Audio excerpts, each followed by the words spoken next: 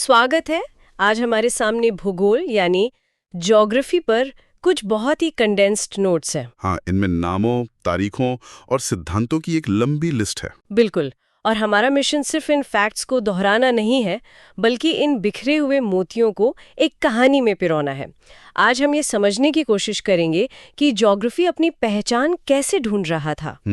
क्या ये एक नेचुरल साइंस है जैसे फिजिक्स या जियोलॉजी, या फिर ये एक सोशल साइंस है जैसे सोशियोलॉजी, या कुछ और ही? तो चलिए इसकी परतों को खोलते हैं। बिल्कुल सही कहा। ये नोट्स सिर्फ फैक्ट्स नहीं है, बल्कि ये ज्योग्राफी के आइडेंटिटी क्राइसिस की कहानी है। आइडेंटिटी क्राइसिस, ये तो दिलचस्प है। हाँ, हम देखेंगे कि कैसे दुनिया को नापने की पहली कोशिशों से लेकर इस बहस तक का सफर तय हुआ कि इंसान माहौल को बनाता है या माहौल इंसान को। और फिर कैसे ज्योग्राफी ने खुद को एक हार्डकोर साइंस साबित करने के लिए गणित और मॉडल्स का सहारा लिया। ये सिर्फ जगहों की कहानी नहीं है, ये दुनिया को देखने के नजरिए के विकास की कहानी है। तो चलिए सफर शुरू करते हैं प्राचीन यूनानियों से। नोट्स में सबसे पहले हेरोडोटस का जिक्र है, जिन्हें इतिहास का पिता भी कहा जाता है। उन्होंने एक बहुत मशहूर बात कही थी, मिस्र नील नदी का वरदान है। ये सुनने में तो एक अच्छी लाइन लगती है, लेकिन इसका भूगोल से क्या लेना देना है? अरे, इसका भूगोल से सब कुछ लेना देना है। ये लाइन ज्योग्राफी के जन्म का असली सार है। अच्छा। उस वक्त ज्योग्राफी का मतलब सिर्फ नक्शे बनाना नहीं था। मतलब था ये समझना कि सभ्यताएं कैसे जिंदा रहती हैं, कैसे अमीर बनती हैं। हेरोडोटस ने ये देखा कि नील नदी हर साल बाढ़ के साथ उपजाऊ मिट्टी लाती है, जिससे मिस्र की पूरी दौलत, पूरी शक्ति पैदा होती है। तो ये पर्यावरण और मानव सफलता के बीच के रिश्ते को समझने की पहली बड़ी कोशिश थी। बिल्कुल, ये सिर्फ डिस्क्रिप्शन नहीं, एनालिसिस की शुरुआत थी। और इसी कड़ी में अगला नाम आता है इरेटोस्थेनिस का। हाँ, इरेटोस्थेनिस, जिन्होंने सबसे पहले ज्योग्राफी शब्द का इस्तेमाल किया। एकदम सही। उन्होंने इसे एक नाम दिया, एक पहचान दी। जियो मतलब पृथ्वी और ग्राफी मतलब वर्णन। लेकिन वो सिर्फ वर्णन पर नहीं रुके, वो एक गणितज्ञ थे। उन्होंने पृथ्वी की परिधि यानी सरकमफ्रेंस को लगभग सटीकता से नाप लिया था, वो भी 2000 साल से भी पहले। कमाल है। तो ये दुनिया को एक एब्स्ट्रैक्ट आइडिया से एक नापने योग्य चीज में बदलने जैसा था। एग्जैक्टली। और फिर टॉलेमी ने इस साइंटिफिक अप्रोच को और आगे बढ़ाया। हाँ, नोट्स में लिखा है कि उन्होंने मानचित्र बनाने के लिए प्रक्षेप या प्रोजेक्शंस की अवधारणा दी। ये क्या चीज है? देखिए, पृथ्वी गोल है और नक्शा फ्लैट होता है। सही बात है। एक गोल चीज को बिना डिस्टॉर्ट किए, बिना बिगाड़े फ्लैट सरफेस पर दिखाना नामुमकिन है। टॉलेमी ने इस प्रॉब्लम को समझा और इसे हल करने के लिए गणितीय तरीके यानी प्रोजेक्शंस विकसित किए। तो उन्होंने भूगोल को एक वैज्ञानिक आधार दिया। हाँ, तो आप देख सकती हैं कि शुरुआती दौर में भूगोल का जोर दुनिया को नापने, वर्णन करने और उसे व्यवस्थित रूप से दिखाने पर था। लेकिन इन यूनानियों के बाद एक लंबा गैप दिखता है।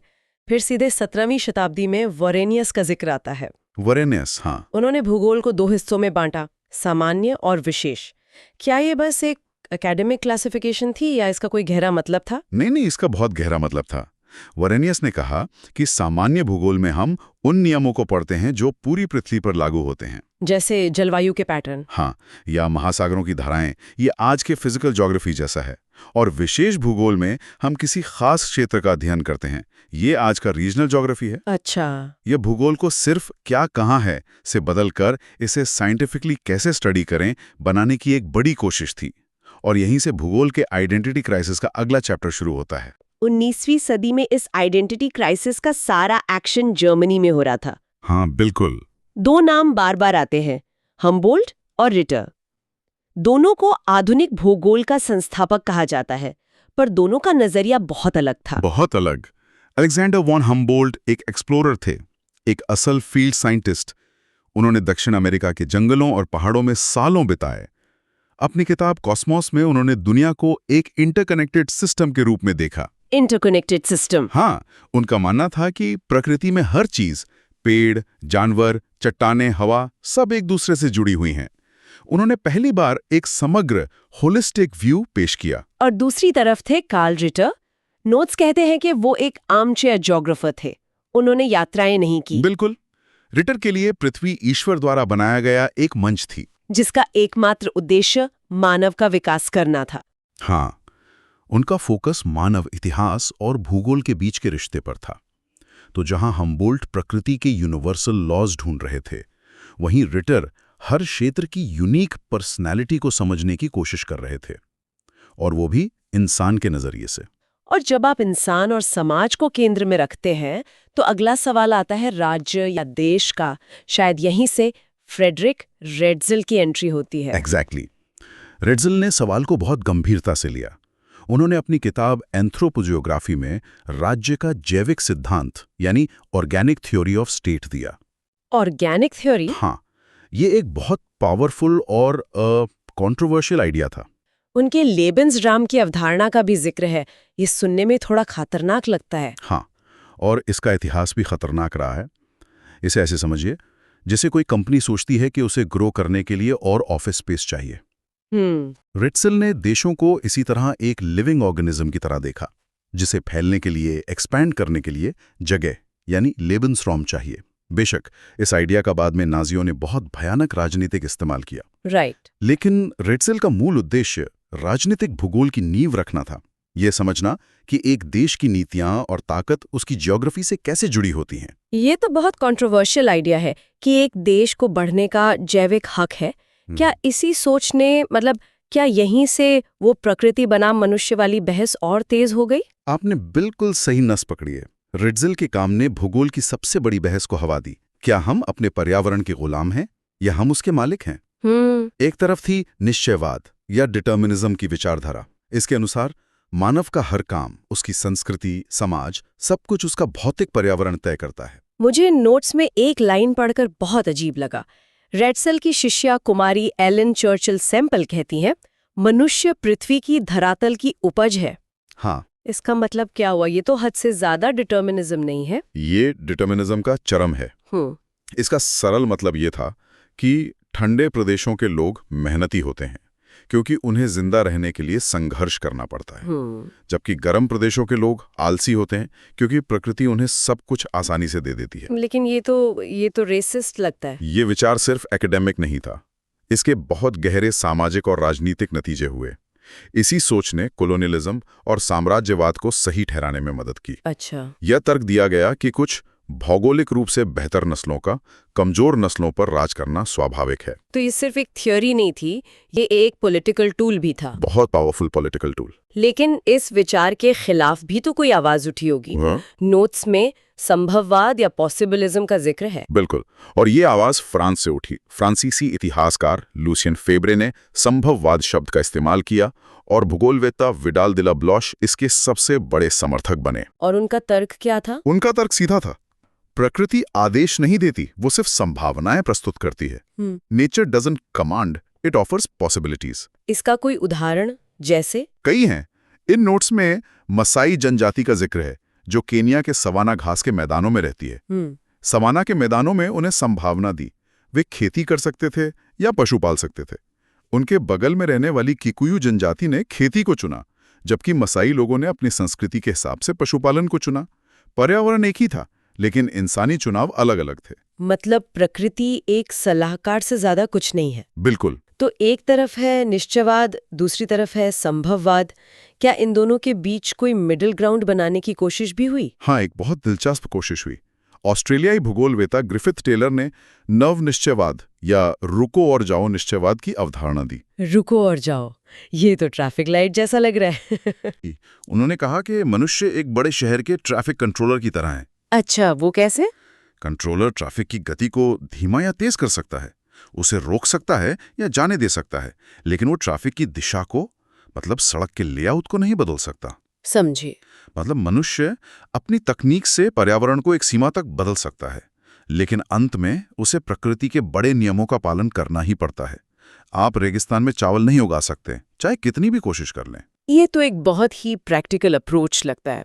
अच्छा, इन बहसों के बीच ऐसा लगता है कि द्वितीय विश्व युद्ध के बाद भूगोल में एक भूचाल सा आ गया। आपने सही शब्द इस्तेमाल किया, भूचाल। इसे मात्रात्मक क्रांति यानी क्वांटिटेटिव रेवोल्यूशन कहते हैं। Quantitative revolution. हाँ, दूसरे विश्व युद्ध के बाद हर डिसिप्लिन खुद को साइंस की तरह दिखाना चाहता था। भूगोलवेत्ताओं को लगा कि हमारी फील्ड बहुत सब्जेक्टिव हो गई है, बस किस्से कहानियों पर ज्यादा निर्भर है। तो उन्होंने कहा अब हम भी डेटा, फॉर्मूलाज और मॉडल्स का इस्तेमाल करेंगे। बिल्कुल, ताकि हमारी बात में वजन हो और हम भविष्यवाणियां कर सकें। ये ज्योग्राफी का खुद को रीब्रांड करने का एक तरीका था। ज्यादा साइंटिफिक, ज्यादा ऑब्जेक्टिव। हाँ, अब वो सिर्फ क्यों और कहाँ नहीं, बल्कि कितना और किस पैटर्न में पूछना चाहता था। इसका कोई उदाहरण है नोट्स में? हाँ, जनसंख्या घनत्व को मापने के तरीके। नोट्स में 3 तरह के घनत्व दिए हैं, गणितीय, कायिक और कृषि। ये कायिक घनत्व क्या चीज है? सुनने में बड़ा भारी लग रहा है। नहीं, बहुत सिंपल है। इसे एक पिज्जा की तरह देखिए। गणितीय घनत्व है कि पूरा पिज्जा बॉक्स के एरिया में कितने लोग हैं। ठीक है। लेकिन कायिक घनत्व ज्यादा स्मार्ट है। वो सिर्फ पिज्जा के स्लाइसेस के एरिया को गिनता है, बॉक्स के खाली गत्ते को नहीं। यानी कुल जनसंख्या को सिर्फ कृषि योग्य भूमि से भाग दिया जाता है। अच्छा, तो ये बताता है कि खाने लायक जमीन पर असल में कितना प्रेशर है। एकदम सही। मिस्र जैसे देश के लिए, जहां ज्यादातर रेगिस्तान है, ये दूसरा आंकड़ा ज्यादा मायने रखता है। ये तो बहुत क्लेवर है। और मॉडल्स की बात करें तो क्या कोई ऐसा मॉडल है जो ये बता सके कि शहर के आसपास कौन सी सब्जी उगाई जाएगी? सुनने में अजीब लगता है, लेकिन यही क्वांटिटेटिव रेवोल्यूशन का कमाल था। वॉन थ्यूनेन ने 19वीं सदी में ही एक ऐसा मॉडल बना दिया था। और वो क्या कहता है? वो कहता है कि जो दूध और सब्जियां जल्दी खराब होती हैं, वे बाजार के ठीक पास उगाई जाएंगी, और जो अनाज देर से खराब होता है, वो दूर के खेतों में उगाया जाएगा। पर क्या ये आज की दुनिया में काम करता है, जहां इतने सारे बाजार हैं, सड़कें हैं, कोल्ड स्टोरेज हैं? आपका सवाल बिल्कुल सही है। ये मॉडल बहुत सारी चीजों को सिंप्लीफाई करता है। असल दुनिया इससे कहीं ज्यादा कॉम्प्लेक्स है, लेकिन इस मॉडल की खूबसूरती इसकी सिंप्लिसिटी में है। इसने पहली बार भूगोलवेत्ताओं को आर्थिक तर्क और गणित का उपयोग करके मानव व्यवहार को समझने का एक फ्रेमवर्क दिया। और ऐसा ही एक और मॉडल है क्रिस्टालर का केंद्रीय स्थल सिद्धांत। हाँ, वॉल्टर क्रिस्टालर ने यह समझाने की कोशिश की कि बस्तियां या शहर कहाँ बसते हैं, कितने बड़े होते हैं और उनके बीच की दूरी कितनी होती है। उन्होंने दिखाया कि ये सब एक हेक्सागोनल ज्योमेट्रिक पैटर्न पर आधारित होता है। तो ये दोनों मॉडल मात्रात्मक क्रांति के प्रतीक हैं। बिल्कुल, दुनिया की जटिलता को सरल गणितीय नियमों में पकड़ने की कोशिश। इन सब सिद्धांतों और मॉडलों के बीच नोट्स में कुछ बहुत कॉन्क्रीट तथ्य भी हैं, जैसे डॉल्फिन कटक और चैलेंजर कटक। ये क्या है? ये दोनों असल में अटलांटिक महासागर के बीच में एक विशाल पानी के नीचे की पर्वत श्रृंखला का हिस्सा हैं। पानी के नीचे पहाड़? हाँ, जिसे मध्य अटलांटिक कटक कहते हैं। भूमध्य रेखा के उत्तर में इसे डॉल्फिन कटक और दक्षिण में चैलेंजर कटक कहते हैं। ये वो जगह है जहां पृथ्वी की टेक्टोनिक प्लेट्स एक दूसरे से अलग हो रही हैं। तो ये इस बात का सबूत है कि हमारी धरती बदल रही है। जीता जागता सबूत। यह हमें बताता है कि महाद्वीप क्यों खिसकते हैं, भूकंप क्यों आते हैं। ये भूगोल का नेचुरल साइंस वाला पहलू है। और दूसरी तरफ हमारे पास किताब अल हिंद जैसी किताबों का जिक्र है। हाँ, अल-बरूनी के। ये हमें भूगोल के दूसरे पहलू की याद दिलाता है। बिल्कुल। अल-बरूनी 11वीं सदी में भारत आए थे और उन्होंने यहाँ के लोगों, संस्कृति, धर्म, विज्ञान का इतना लंबा वर्णन किया कि वो आज भी है खजाना है। यह हमें याद दिलाता है कि भूगोल सिर्फ मॉडल्स और चट्टानों के बारे में नहीं है, ये इंसानों और उनकी संस्कृतियों को गहराई से समझने के बारे में भी है। मतलब भूगोल का सोशल साइंस वाला चेहरा। एकदम। और आखिर में भारत से जुड़ा एक छोटा सा तथ्य, काली मिट्टी का रंग काला क्यों होता है? नोट्स कहते हैं कि इसका कारण टिटानिफेरस मैग्नेटाइट है। हाँ, ये लावा से बनी मिट्टी है। और ये छोटा सा फैक्ट पूरी कहानी को जोड़ता है। कैसे? एक भौगोलिक प्रक्रिया यानी ज्वालामुखी एक खास तरह की मिट्टी बनाती है, भौतिक भूगोल, जो एक खास फसल यानी कपास के लिए बेहतरीन होती है। आर्थिक भूगोल, और इसी वजह से उस क्षेत्र में टेक्सटाइल इंडस्ट्री का विकास होता है। मानव भूगोल। देखा, एक छोटे से तथ्य में भूगोल के सारे पहलू छिपे हैं। तो इस सब का क्या मतलब है? हमने यूनानियों से सफर शुरू किया, जर्मन विचारकों की बड़ी बहसों को समझा और फिर भूगोल में गणित के आगमन को देखा। ऐसा लगता है भूगोल हमेशा अपनी पहचान को लेकर थोड़ा कंफ्यूज्ड रहा है। शायद कंफ्यूज्ड सही शब्द नहीं है, शायद समग्र या होलिस्टिक बेहतर शब्द है।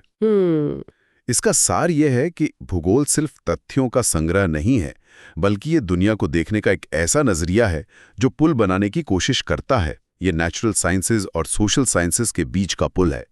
ये नोट्स उसी रिश्ते को समझने की अलग अलग कोशिशों का एक संक्षिप्त इतिहास है। तो भूगोल का आइडेंटिटी क्राइसिस ही उसकी सबसे बड़ी ताकत है। वो किसी एक खांचे में फिट नहीं होता। एग्जैक्टली। और इसी से जुड़ा एक अंतिम विचार।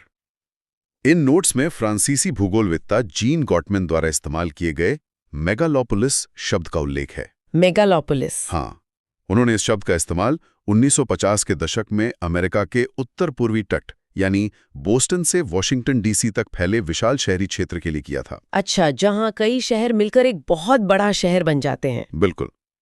आज जब भारत में Delhi NCR, Mumbai metropolitan region जैसे इलाके फैल रहे हैं, शहर एक दूसरे में विलीन हो रहे हैं, तो सोचिए कि भारत का अगला मेगालोपोलिस कहाँ और कैसा होगा।